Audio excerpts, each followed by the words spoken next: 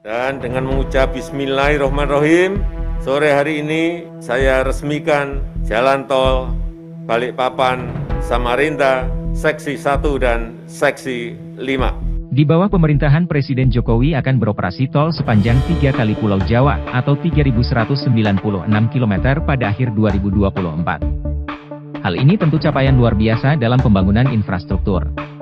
Hingga Maret 2023 terdapat 70 ruas jalan tol operasi yang dikelola oleh 49 BWT dengan total panjang jalan tol 2.623,51 km.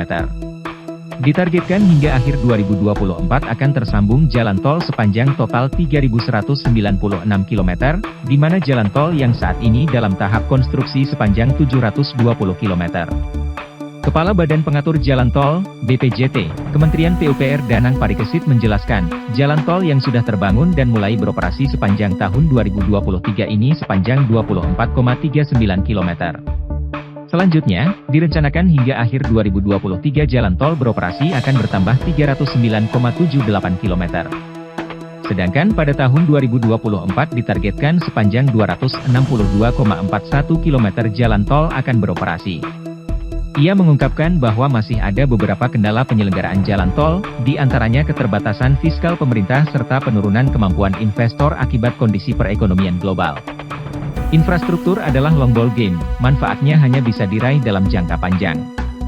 Berpikir untuk jangka pendek-pendek, bekerja setengah-setengah, atau enggan bersakit-sakit dahulu, atau berani rugi, demi masa depan dan lebih baik tidak membawa Indonesia kemana-mana.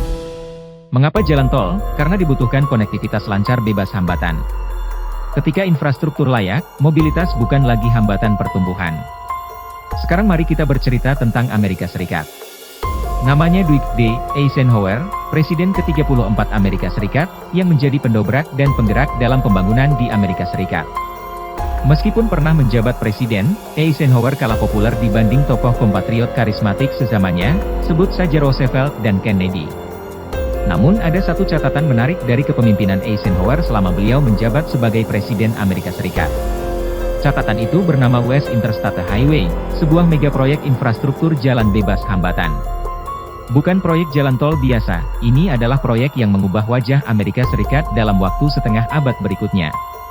Proyek infrastruktur ini mengiris-iris Amerika Serikat dari tepi selatan sampai ke papan utara, dari barat sampai ke timur. Semuanya dengan jalan bebas hambatan melintang membujur menyisir tanah Amerika. Panjang jalannya sekarang mencapai 77.000 km, atau sepadan dengan 2 keliling lingkaran planet bumi melalui garis khatulistiwa.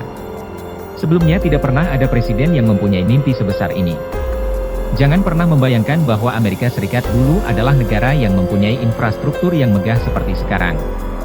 Sebelum tahun 1956, tak seluruh Amerika terhubung oleh infrastruktur jalan yang pantas. Disinilah Eisenhower berperan mengubah wajah Amerika. Tidak mudah. Kita bicara perihal Amerika Serikat, sebuah negara dengan hampar daratan 5 kali lebih luas daripada daratan Indonesia. Tentu saja ide gila tersebut tidak begitu saja diterima, biayanya luar biasa. Namun Eisenhower begitu cerdas memanfaatkan keadaan. Amerika Serikat baru menuntaskan Perang Dunia Kedua, kondisi masyarakat kala itu penuh dengan gejolak patriotisme serta paranoia. Sang presiden berargumen, meyakinkan Senat, bahwa apabila suatu saat nanti Amerika Serikat diserbu oleh musuh, maka adanya suatu infrastruktur jalan yang menjangkau seluruh ujung negeri adalah penting untuk menunjang kelancaran logistik militer. Lebih cepat dibangun, lebih baik.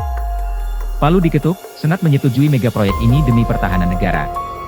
Proyek maha besar ini dimulai di setiap sudut Amerika Serikat secara serentak, untuk seluruh negara bagian, tanpa peduli apa negara bagian tersebut miskin atau kaya, apakah warganya orang Protestan atau Katolik, apakah yang menang Partai Demokrat atau Partai Republik, semuanya diperlakukan sama.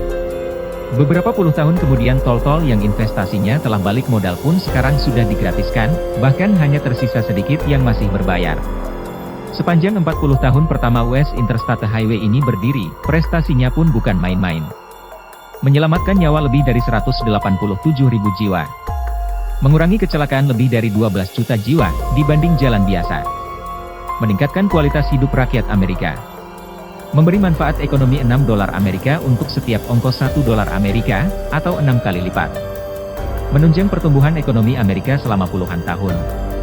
Jokowi bangun 3.432 km jalan nasional dan 941 km jalan tol, 4 tahun Jokowi JK dan catatan pembangunan infrastruktur.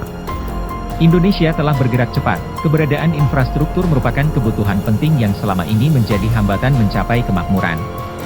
Barangkali banyak di antara kita yang tidak menyadari, namun di dalam waktu 6 tahun, sejauh inilah kita telah berlari.